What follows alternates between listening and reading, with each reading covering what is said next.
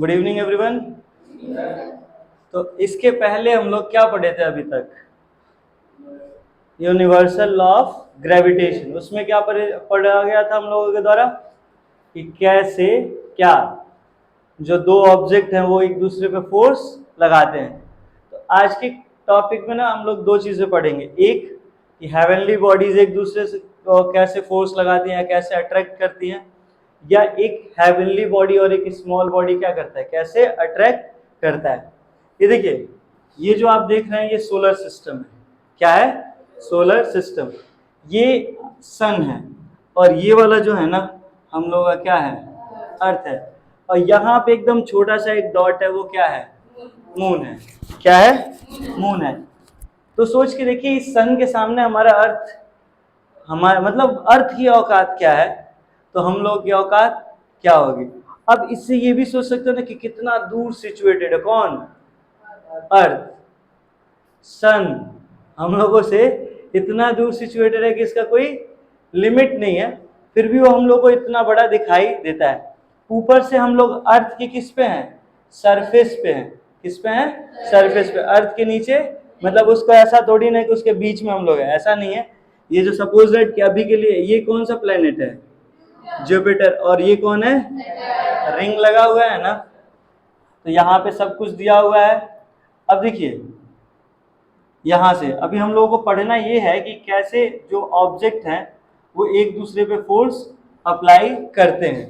Okay, होता क्या है कि ये बहुत ज्यादा हेवनली बॉडी है, मतलब बहुत बड़ा बॉडी है, और इनके सेंटर में जो ये डिस्टेंस है वो कई लाख किलोमीटर का है। कितने का है? कई लाख किलोमीटर का। आप पूछते हो ना कि ये जो F इज इक्वल टू होता है वो क्या होता है? G m1 m2 upon R square. तो ये G की वैल्यू नेगेटिव डिग्री में क्यों आता है? नेगेटिव डिग्री में क्यों आता है? अगर ये पॉजिटिव डिग्री में आएगा तो अट्रैक्शन फोर्स क्या होगा? ज्यादा होगा कि नहीं होगा? तो ये देखिए, ये दोनों है, बहुत ज्यादा डिस्टेंस होंगे, मास बढ़ रहा है कि नहीं बढ़ रहा है? देखिए, एक यहाँ पे जैसे ना फोर्स क्या है? डायरेक्टली प्रोपोर्शनल है। किसके? m1 और m2 के। लेकिन फोर्स किसके इनवर्सली प्रोपोर्शनल है? r1 अपॉन मतलब डिस्टेंस के स्क्वायर के। यानी कि एक बढ़ेगा तो एक क्या करेगा? घटाएगा, जो फोर्स को क्या रखता है? मेंटेन रखता है। कुछ इसका सीन ऐसा है कि जैसे ये देखो, बॉटल पड़ा हुआ है किसी बच्चे का, तो ये क्या है? अगर हम लोग इसको ऐसे रोटेट करें तो क्या होगा? समझ रहे हो? तो अगर हम ऐसे रोटेट कर रहे हैं तो हमको मतलब फोर्स लगाना पड़ रहा है। किसके लिए? इसको होल्ड करने के लिए। अगर मेरे हाथ से छूटेगा तो किसी का मुंह क्या होगा? टूटेगा। तो सपोज ये नचा रहा है तो हमको पता चला कि हम कितना फोर्स इस पे लगा रहे हैं, उतना ही फोर्स ये भी क्या कर रहा है? लगा रहा है। अगर इसका फोर्स ज्यादा होगा तो ये क्या करेगा? निकल जाएगा। और मेरा फोर्स ज्यादा होगा तो ये मेरे हाथ की तरफ क्या होगा? आएगा। इसको हम लोग पढ़ेंगे अगले टॉपिक पे, बट अभी पढ़ना है कि कैसे कितना फोर्स लगता है अगर कोई ऑब्जेक्ट दूर होगा तो, और कोई ऑब्जेक्ट पास में होगा तो। ये हेवनली बॉडीज है ना, सब क्या हो रहा है? सब का सब जो है ना वो कैसे एक दूसरे को होल्ड किए हुए, मतलब जो सन है चाहे जो भी है। ठीक, अभी चलिए ये देखिए, ये सन है, ये क्या है? सन है, और इसके अराउंड ये प्लैनेट्स क्या कर रहे हैं? रिवॉल्व कर रहे हैं। तो किसी का ऑर्बिट नहीं दिया है। क्या नहीं दिया है? तो हम इनका ऑर्बिट ड्रॉ कर लेते हैं। ये सपोज दैट ये क्या होगा? एक इसका ऑर्बिट होगा, ठीक, फिर कलर चेंज कर लेते हैं। एक ये इसका इस तरह से ऑर्बिट जाएगा, फिर और भी है ना ये दो, ठीक है ना। एक येलो, इसके लिए येलो हम लोग ले लेते हैं, एक मिनट, ठीक है। ये येलो, इसका पाथ कैसा होगा? ये इस तरह से जा रहा है, और एक लास्ट में इसको हम लोग लेते हैं, ठीक है ना। ये अपने पाथ पे क्या कर रहे हैं? रिवॉल्व कर रहे हैं। क्या कर रहे हैं? रिवॉल्व कर रहे हैं। तो इनको कौन होल्ड कर रहा है? तो वो ग्रेविटेशनल फोर्स ही क्या किया हुआ है? होल्ड कर रहा है। वो दूर से दूर हेवनली बॉडी पे भी लग रहा है, और पास में जो दो बॉडीज हैं उन पे भी लग रहा है। वो कांटेक्ट में होंगे तो भी लग रहा है, और नहीं होंगे तो भी लग रहा है। जैसे अभी देखिए, ये प्लैनेट्स और स्टार्स का हो गया ना। सोच के देखो, क्या हम लोगों पे भी लग रहा होगा? क्या अर्थ हम लोगों पे भी लगा रहा है? चलिए देखते हैं इसको। तो अगर मान के चलते हैं यहाँ पे अर्थ है, ये क्या है, अर्थ है, तो इसके ऊपर कोई बॉडी होगा तो इसके सरफेस पे ही तो होगा, इसके सरफेस पे होगा ना। तो अब इनके और इनके बीच का डिस्टेंस यहां से मेजर किया जाएगा, ये इनका, ये क्या हो गया, इसका सेंटर हो गया, इसके सेंटर से ये वाला डिस्टेंस क्या किया जाएगा, मेजर किया जाएगा। ओके, तो चलिए अब सब कुछ स्टार्ट करते हैं। जी का, अब इसको पहले सारा इरेज कर लिया जाए। चलिए बताइए कैपिटल जी का वैल्यू कितना है, into 10 to the power -11 newton metre square पर केजी स्क्वायर। चलिए ठीक, फोर्स का फॉर्मूला क्या है, F इज इक्वल टू,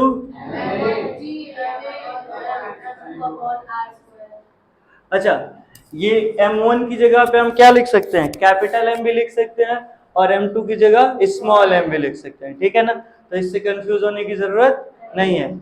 ये हमारा क्या बताएगा कि दो ऑब्जेक्ट के बीच में जो ग्रेविटेशनल फोर्स लगेगा वो कितना होगा।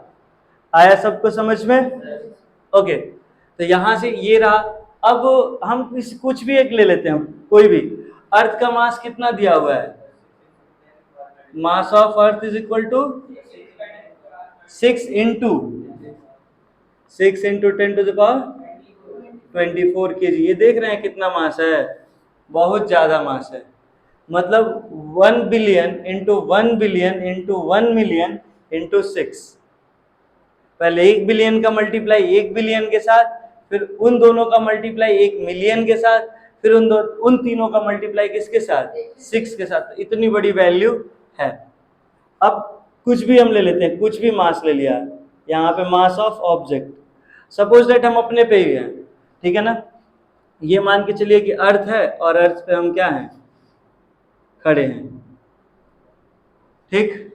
अब ये अर्थ जो है, मुझे मतलब मैं अर्थ पे फोर्स लगा रहा हूँ, अर्थ किस पे फोर्स लगा रहा है, मेरे पे। तो अब दोनों लोग एक दूसरे पे कितना फोर्स लगा रहे हैं, आया समझ में। जैसे यहाँ पे देख रहे होगे ना आप लोग कि ये जुपिटर है और ये क्या है, सन है। तो इनके बीच में एक गैप है कि नहीं है, इनके बीच में नहीं, इनके सेंटर में गैप होगा। किस में गैप होगा, इनके सेंटर से। तो वैसे मेरा तो कोई अब सेंटर है नहीं, हम सरफेस पे ही खड़े हैं, तो हमारे लिए 2-4 सेंटीमीटर कोई गैप मायने नहीं रखेगा। इसका रेडियस कितना है अर्थ का, यहाँ से लेके मतलब मेरे ये सरफेस से लेके और इस पे कितना रेडियस कितना है, 6.4 इंटू 10 टू द पावर क्या दिया है, 10 टू द पावर 6। तो मास हम मान के चलते हैं कि हम अपना ही मास सपोज कर लेते हैं 60 kg। कितना ले लिए, 60 kg।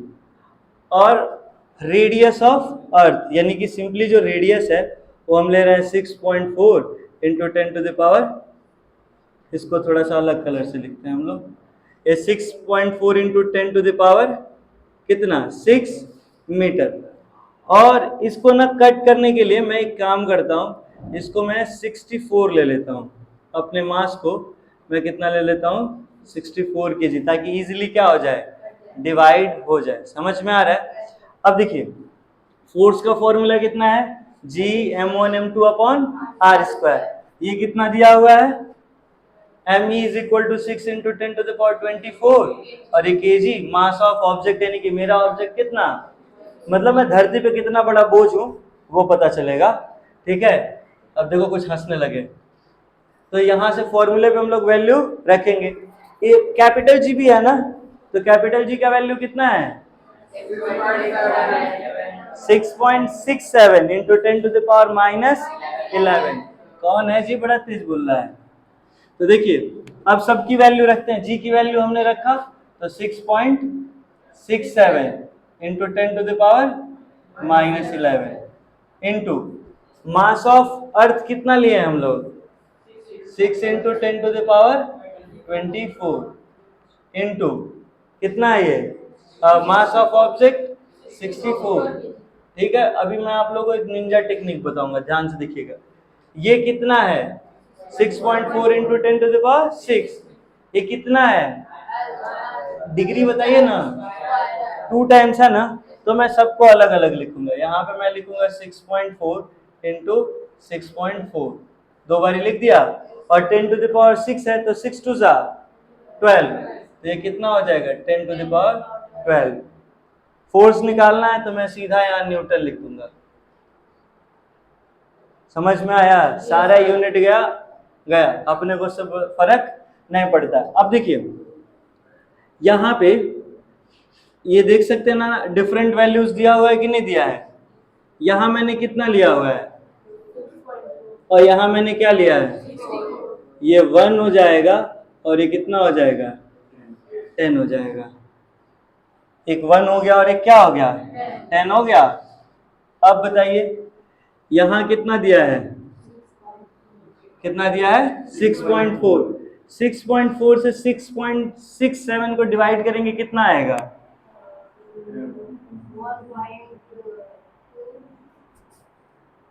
हम नियरली 1 मान लेंगे, नियरली क्या कर लेंगे 1 मान लेंगे। बताते हैं, जैसे यहाँ पे मैंने 6, अगर मैं यहाँ 60 लिया होता तो और थोड़ा इजी हो सकता था, बट कोई नहीं। अभी हम नियरली 1 क्यों मानना, कैलकुलेट भी तो कर सकते हैं। 6 पॉइंट क्या है 67 है, और किससे डिवाइड करना है 6.4 से। कितने टाइम में, 1 टाइम में क्या हो गया 6.4, कितना आ गया 3 और ये 7, सॉरी 2, और तो यहाँ 0 लगा देंगे, डेसिमल अब लगा सकते हैं, ठीक है। और फिर यहाँ से अभी देखिए 64 है ना, कितने टाइम जा सकता है 4 टाइम पढ़ेंगे तो ये कितना होगा 16 होगा। तो 1 मिनट 1 यहाँ पे 1.04 लेंगे, कितना लेंगे, पक्का ना, सही है, कैलकुलेट कर लीजिए फटाक से। अरे इसमें ना 1.4 में ना 6.4 में 1.04 का मल्टीप्लाई कर दीजिए।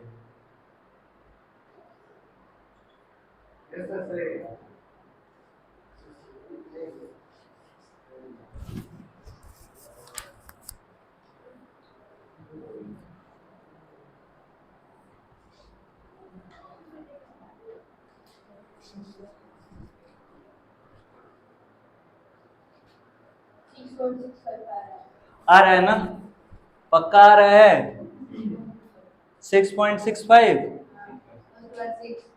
आ रहा है ना। तो अराउंड द वैल्यू आया कि नहीं आया, उसके अराउंड, यानी कि अपना कैलकुलेशन क्या है चल बना है। तो यहाँ कितना दिया है, मैं आपको जो दिखाना चाहता था, देखिए एक तो ये कैंसिल हो गया, अब यहाँ पे क्या आया 6.67 और ये कितना आया 6.4, तो आपका कितना हो गया 1.04 इंटू ये कितना है 6 है। यहाँ क्या बचा है, देखिए यहाँ डिग्री कितना बचा है -11, ठीक है, इंटू 10 टू द पावर 24 और +1 -11, और ये भी तो ऊपर जाएगा, तो ये कितना हो जाएगा -12। ये वैल्यू मल्टीप्लाई कीजिएगा, देखिए 6 4 जा 24, तो ये कितना हो जाएगा 24 हो गया 6.24। अब इनटू कितना हो गया 10 टू द पावर 2, बहुत ज्यादा मत सोचा कीजिए आप लोग, 624 न्यूटन। मतलब मैं इतना धरती पे इतना बड़ा क्या हो बोझ हूं, कितना बड़ा 624 न्यूटन का। आ रहा है समझ में। अब देखिए अर्थ जो है वो मेरे पे इतने का फोर्स लगा रहा है और मैं अर्थ पे क्या है इतने का फोर्स लगा रहा हूं, तो कौन, अगर दोनों को दूर कर दिया जाए तो कौन किसकी तरफ जाएगा, वाह मुन्ना, हम ही को मारने पे तुले हुए हो, ठीक। तो हम क्या है किस पे जाएंगे, सरफेस की तरफ आएंगे ना। तो क्यों हम सरफेस की तरफ आ रहे हैं, अर्थ उठ के क्यों नहीं आ रहा है।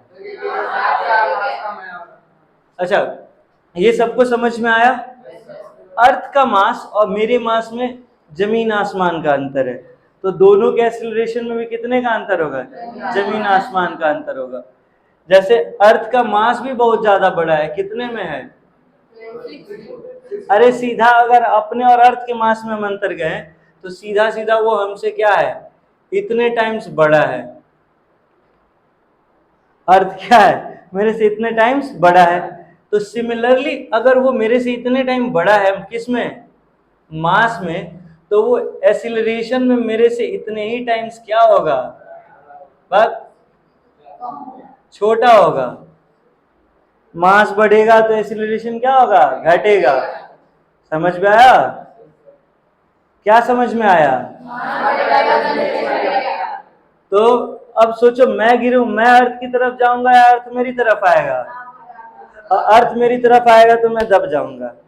ठीक है, तो इससे अच्छा क्या अर्थ पे हम जाएं। ओके, समझ में आया सबको? क्लियर है?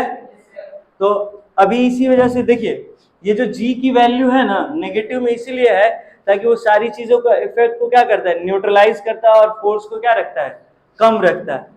मतलब जब पास में होता है छोटी बॉडी और बड़ी बॉडी तो उनके फोर्स को क्या रखता है, कम रखता है। और जब दूर चले जाते हैं तो उनको फोर्स को बढ़ाता है ताकि वो क्या कर सके, एक दूसरे को बैलेंस कर सके। सिंपली ऐसे समझिए जो कैपिटल जी की वैल्यू है वो दो ऑब्जेक्ट को स्थिर रखने में क्या करता है, मदद करता है। आया समझ में? जैसे ये छोटा सा है तो इसको नचाना ज्यादा आसान है, ठीक है ना, इसको नचाना क्या है, ज्यादा आसान। और यही भारी सा रहेगा तो इसको नचाना आसान नहीं है। तो उसी तरह से दो चीजों को बैलेंस करने के लिए एक ऐसे फैक्टर की जरूरत होता है जो क्या करे, छोटे को भी मेंटेन कर सके और बड़े को भी। ठीक है ना, घर में पिताश्री जो है आपके, पिताश्री या माताश्री जिनका भी राज चलता होगा वो छोटों को भी मैनेज करते हैं और बड़ों को भी। बड़े लोग भी डरते हैं, छोटे तो डरते हैं ही।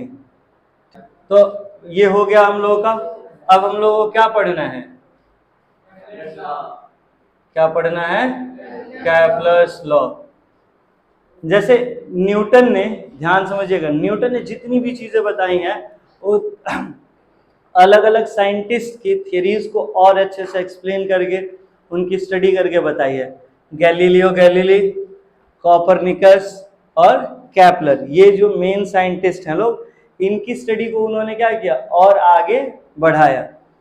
तो पहले ये माना जाता था कि जो सन है वो क्या करता है, मूव करता है और अर्थ क्या है, स्टेशनरी है। लेकिन मतलब अर्थ क्या है, सेंटर पे है। लेकिन बाद में क्या पता चला, सन क्या है, एक फोकस पे है और प्लैनेट्स क्या करते हैं, मूव करते हैं।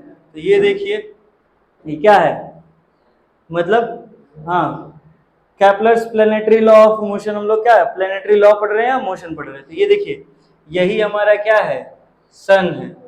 क्या है, सन। पहला लॉ ये कहता है, हम लोग अभी इसको कौन सा लॉ देख रहे हैं, ठीक है ना, फर्स्ट लॉ। फर्स्ट लॉ क्या कहता है कि जो प्लैनेट्स हैं, क्या है, प्लैनेट्स हैं, वो इलिप्टिकल ऑर्बिट पे क्या कर रहे हैं, मूव कर रहे हैं। और सन क्या है, किसी एक फोकस पे है। तो हम यहाँ पे भी इसको घेरी दे रहे हैं। यहाँ पे भी अपना क्या है, या तो यहाँ पे सन होगा या तो यहाँ पे होगा, ठीक है। और जो प्लैनेट्स होंगे, प्लैनेट देखिए अब अपना प्लैनेट है तो हम उसको किस में बना दिए, ग्रीन कलर में। किस में बना दिए, ग्रीन कलर के। ये हमारा होता है माइनर एक्सिस। कौन सा एक्सिस है, माइनर। माइनर का मतलब छोटा। और ये वाला कौन सा है, कौन सा एक्सिस है, मेजर एक्सिस। एक माइनर एक्सिस और एक मेजर एक्सिस, ठीक। तो सोच के देखो कितना अच्छा लग रहा है ना कि ये सन हमारा एक जगह पे है और प्लैनेट्स क्या कर रहे हैं, इस ऑर्बिट में मूव कर। अभी जब हम लोग इसके पहले वाले पार्ट में पढ़े हैं ना कि देखिए ना कि सन कितना बड़ा, इतना ह्यूज है कि उसके सामने अर्थ क्या है, कुछ भी नहीं है। अर्थ से कितनी मतलब कितना एनर्जी क्या हो रहा है, रेडिएट हो रहा है। और मतलब सोच लो कितने वास्ट एरिया को क्या कर रहा है, कवर अप कर रहा है, ठीक। ये सबको समझ में आया। पहला लॉ क्या है कैपलर का, planets revolve around sun in an elliptical path या ऑन अ इलिप्टिकल पाथ या ऑर्बिट। ये देखिए अंडाकार है ये, तो ये कैसा पाथ है, इलिप्टिकल। कैसा पाथ है, और सन कहाँ है, किसी एक फोकस पे है, किस पे है? किसी एक फोकस पे है। आया समझ में? अब उसके बाद से क्या है कि ये कैसे रिवॉल्व करता है, क्या कवर अप करता है। ठीक है, तो देखिए ये हुआ,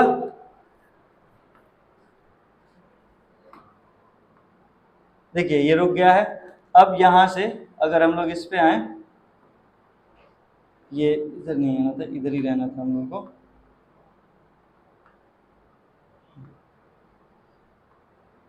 ये था, हम लोग इसको पढ़े थे। अब इससे थोड़ा सा अगर हम लोग आगे बढ़ते हैं तो ये देखिए इस तरह से पूरा ये हमारा क्या है, एक मिनट, ये हाँ हमारा पूरा का पूरा क्या है, गैलेक्सी कह सकते हैं, यूनिवर्स। देखिए सन कितना मस्त दिख रहा है, कितना मतलब कितना खूबसूरत लग रहा है। और ये देखिए इसमें ये क्या है, सब के सब प्लैनेट्स है। और ये देखिए ये एक बेल्ट है जो क्या है, जो मेटेरॉइड्स, मीटियोर्स, ये सब क्या है, गैसेज हैं। यहाँ भी ये सब क्या है, गैस है, ठीक है ना, छोटे छोटे टुकड़े हैं, पत्थर है, ठंडा पानी मतलब बर्फ है, ये सब इसी वाले बेल्ट पे है। ये हमारा क्या है, अर्थ है। आया समझ में? अब देखिए सबके पाथ कैसे हैं, इलिप्टिकल हैं। सबके पाथ कैसे हैं, इलिप्टिकल। अब सारी चीजें कैसे होती हैं, अभी देखिए इसी पे हम लोग समझते हैं होता क्या है, इसी पे समझा जाए। देखिए ये इलिप्टिकल पाथ रहा, कैसा पाथ रहा, इलिप्टिकल। या मैंने इस सन पे ही बनाता हूं, हम लोग को दूसरे पाथ की जरूरत नहीं पड़ेगी। ये सन है, सन को मैं क्या रखता हूं, एक फोकस पे रखता हूं। क्या रखता हूं, एक फोकस पे। ये बन गया अपना, तो ज्यादा गड़बड़ हो गया। अरे जादू हो जा रहा है अपने साथ आज। ये मेरे मजे ले रहा है।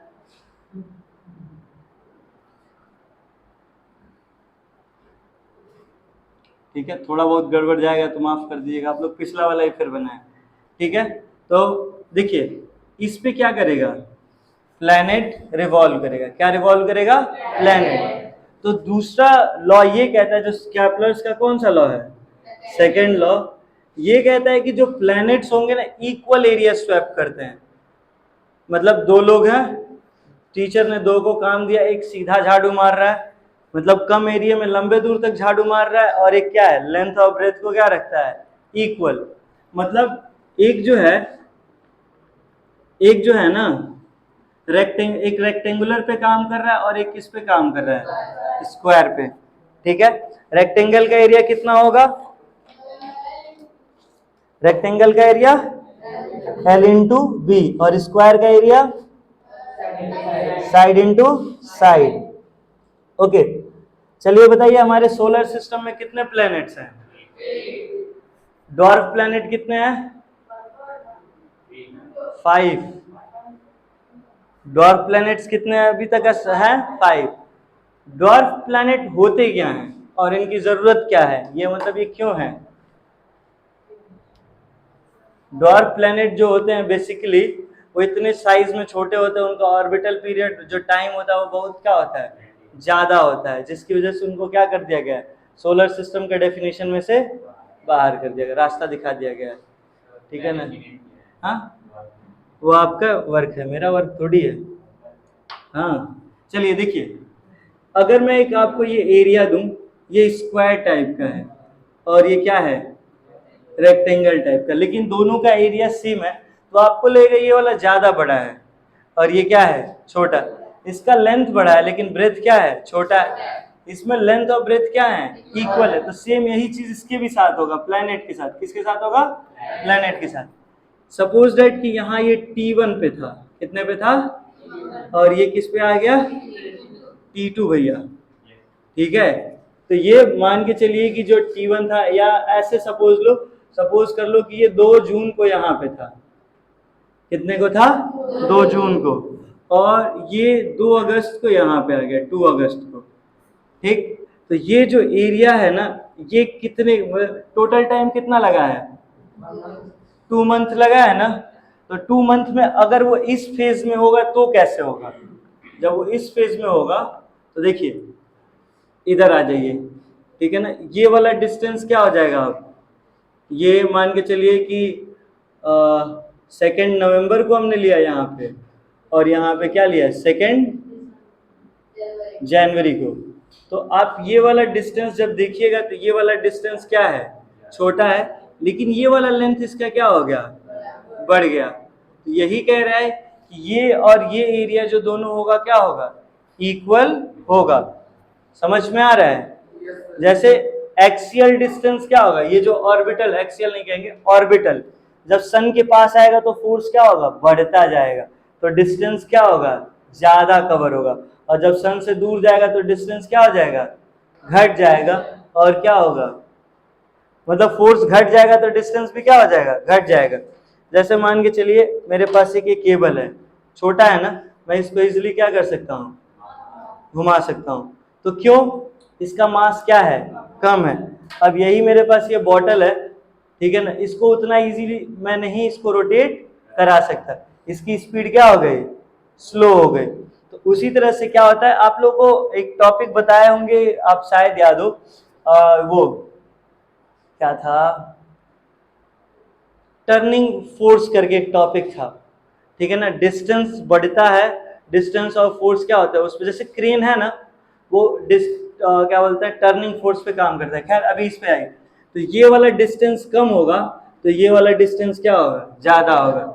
और जब ये वाला डिस्टेंस ज्यादा होगा तो ये डिस्टेंस क्या होगा, तो जिसकी वजह से जो एरिया कवर अप होगा वो क्या होगा, इक्वल होगा। ये दो पढ़ चुके हम लोग, कौन कौन सा, फर्स्ट लॉ और सेकेंड लॉ, किसका, कैपलर्स का, किसका। तो कैपलर्स के फर्स्ट और सेकेंड लॉ में क्या था, फर्स्ट लॉ पाथ को बताता है, सेकेंड लॉ बताता है कि कितना एरिया कवर अप होगा, और थर्ड लॉ डिस्टेंस क्यूब और टाइम स्क्वायर का क्या कहता है, रिलेशन बताता है। मतलब कि सपोज दैट ये सन है और सन के अराउंड कोई क्या कर रहा है, जाएगा, क्या करेगा, जाएगा। ये सपोज दैट यहाँ से तो नहीं है जाएगा, ठीक है, वो ट्रक के पीछे लिखा होता ना, छुअला छुअला तो सटला तो गईला बेटा, तो यहाँ भी सट गया, तो ये भी क्या है, चला जाएगा। तो भाई इसको यहाँ चिपकने नहीं देना है, यहाँ से इसका क्या है, 1 मिनट, इसका काम थोड़ा इसको क्या किया जाए, दूर से पहुंचाया जाए, ठीक। पहले यहाँ से कलर ले लिया जाए और इसको क्या कर दिया जाए, हटा दिया जाए। अरे सही चला गया क्या, भाई भाई भाई भाई, बच गया बच गया, ये है, ठीक है ना। वो कोई दिक्कत नहीं है, वो इतनी गर्मी पड़ रही है ना, झुलस गया है, टेढ़ा हो गया रास्ता, झुलस गया। तो ये मान के चलिए यहाँ पे कोई प्लेनेट था, हो गया, यहाँ पे कोई प्लेनेट था, और ये कितना इस पे डिस्टेंस कवर अप कर रहा है, कितना डिस्टेंस कवर अप कर रहा है और कितना टाइम ले रहा है। तो उसी डिस्टेंस का क्यूब और टाइम का स्क्वायर हमेशा क्या होगा, प्रोपोर्शनल होगा। प्रोपोर्शनल का इलाज किससे किया जाता है, कांस्टेंट के साथ। यानी कि डिस्टेंस को हम लोग रिप्रेजेंट करते हैं r से, और यहाँ पे क्या लिखेंगे, कांस्टेंट, और टाइम का t स्क्वायर। तो कांस्टेंट क्या कहता है कि डिस्टेंस का क्यूब और टाइम का स्क्वायर, यही क्या होगा, कांस्टेंट होगा। क्या होगा, कांस्टेंट। आया सबको समझ में? तो फर्स्ट लॉ क्या है, पाथ। कैसा पाथ है, इलिप्टिकल। सन कहाँ पे है, फोकस पे, किसी एक फोकस पे है, और वो फोकस किस पे, माइनर पे है कि मेजर पे है, मेजर पे। दूसरा क्या है, equal area swept in equal interval of time. क्या है, इक्वल एरिया स्वेप्ट। स्वेप्ट का मतलब पोछा मारना, कवर करना, ये तो खत्म कर दे रही है। स्वेप्ट का मतलब क्या है, कवर अप करना। क्लियर हो गया।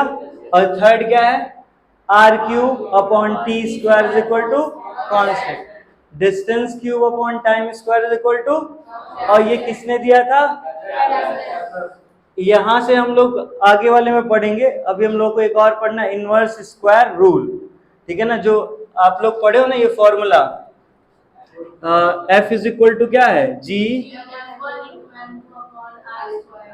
ये पढ़े हैं ना। तो ये फॉर्मूले में आर स्क्वायर कहाँ से आया, आपको मैंने बताया था कि डिस्टेंस है, 2 मास है तो 2 डिस्टेंस होगा ना, वो मैंने आप लोगों को बस ऐसे आप लोगों की जिज्ञासा शांत करने के लिए बताई थी। ठीक है, तो अब जो फोर्स है वो किस पे है, आर, मतलब फोर्स में आर स्क्वायर ये कहाँ से आ रहा है, तो ये यहां से हम लोग क्या करेंगे, यूज करेंगे।